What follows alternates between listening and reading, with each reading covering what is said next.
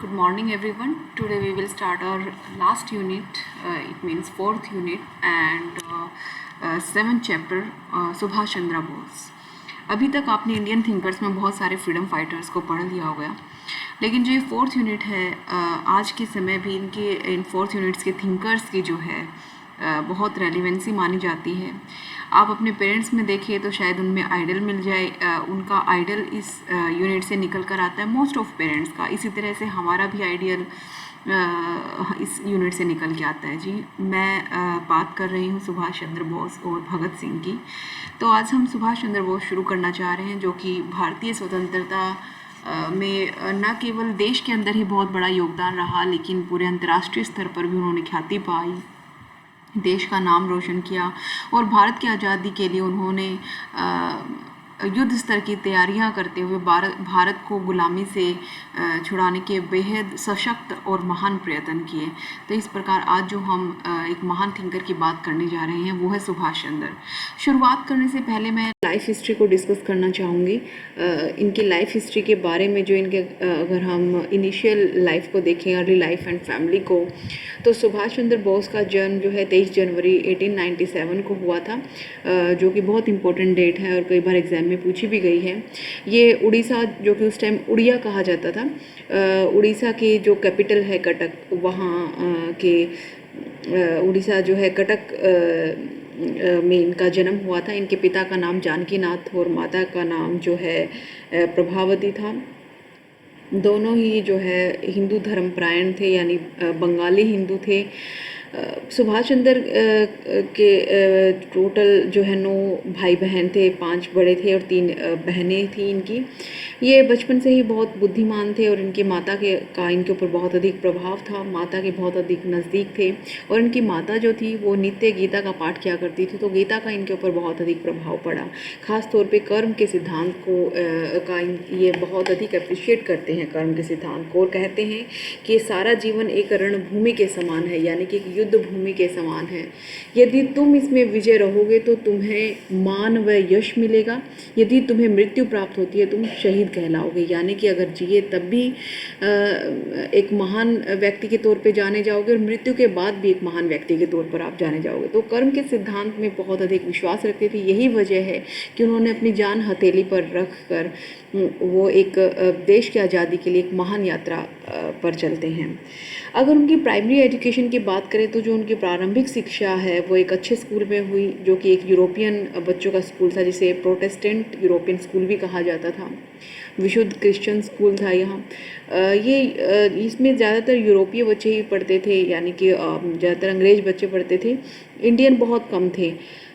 तो इस वजह से काफ़ी जो है इन्होंने अपनी प्राइमरी एजुकेशन के दौरान ही देख लिया कि यूरोपीय बच्चे जो है बेशक से नस्लवादी ना हो, रेशियल कोई टिप्पणी ना करते हो, बट घमंडी थे और उन्हें देसी कहकर पुकारते थे. नेटिव हिंदी इंग्लिश में नेटिव कहकर पुकारते थे. 1902 से 1909 के मध्य 7 वर्ष उन्होंने स्कूल में बिताए थे.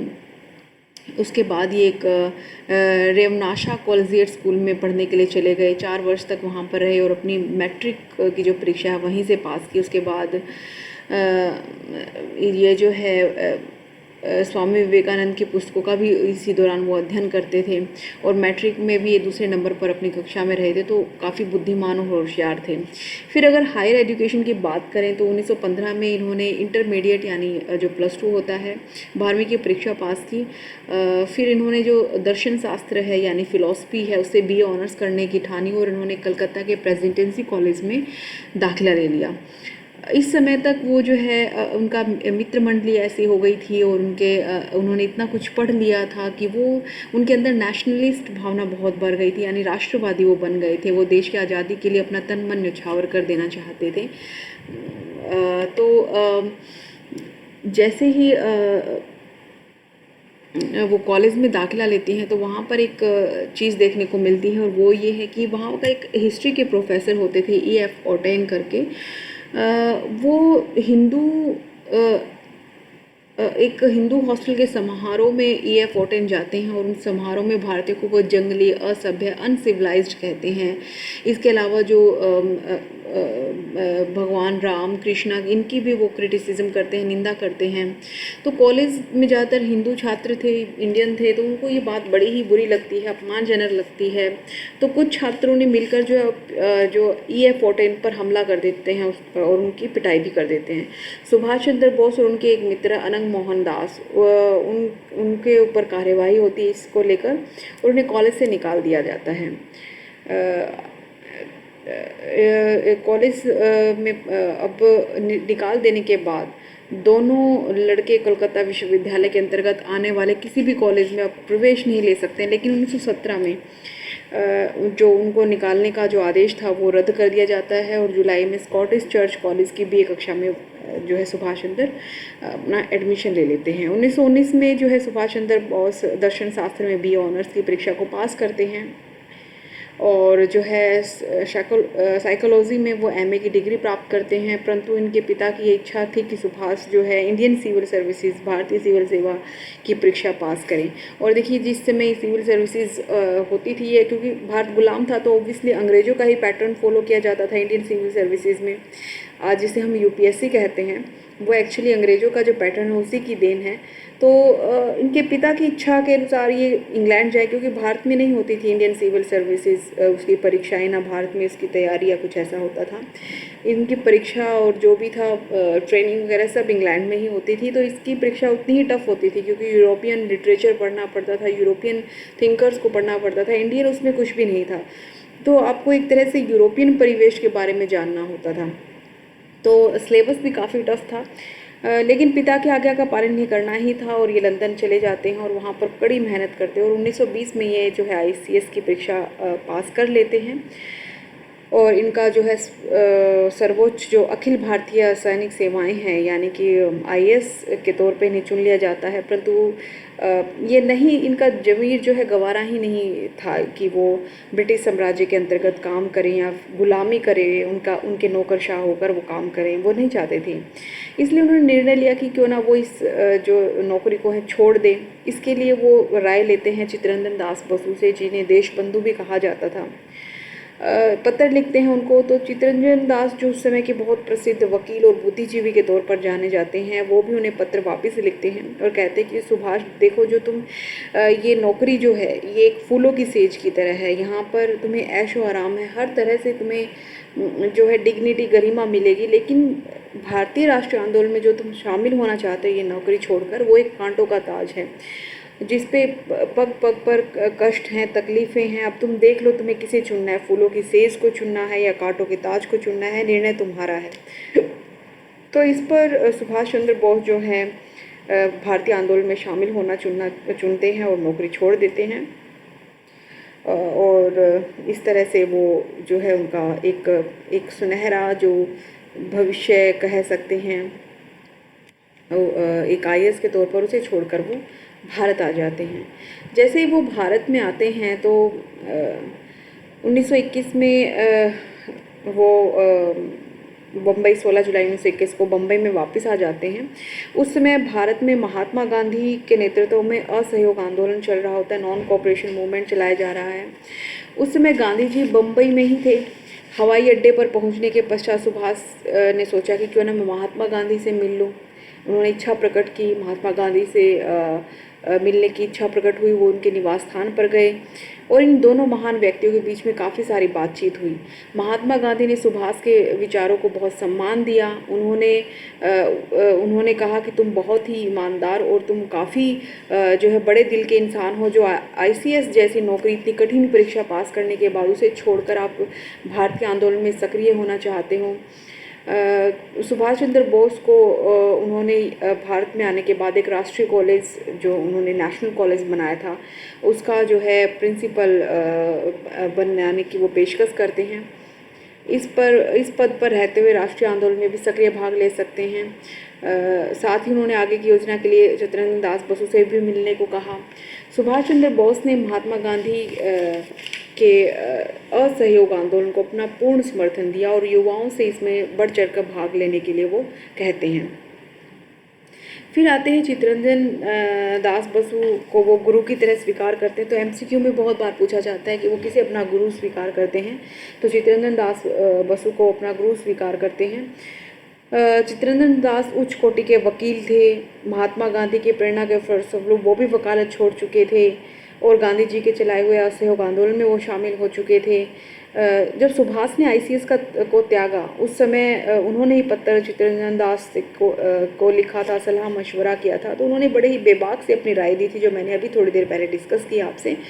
तो इस तरह से सुभाष चंद्र बोस को लगा कि एक ईमानदार अगर गुरु है तो वो उनके लिए चित्तरंजन दास बसु ही हो सकते हैं। तो वो कहते हैं कि मेरे गुरु की खोज पूरी हो गई है, आगे से मैं अपना राजनीति में प्रवेश लेने से पहले कोई भी प्रेरणाजनक अगर बात करना चाहूँगा तो इसके लिए मैं चित्तरंजन दास बसु से ही मिलना चाहूँगा।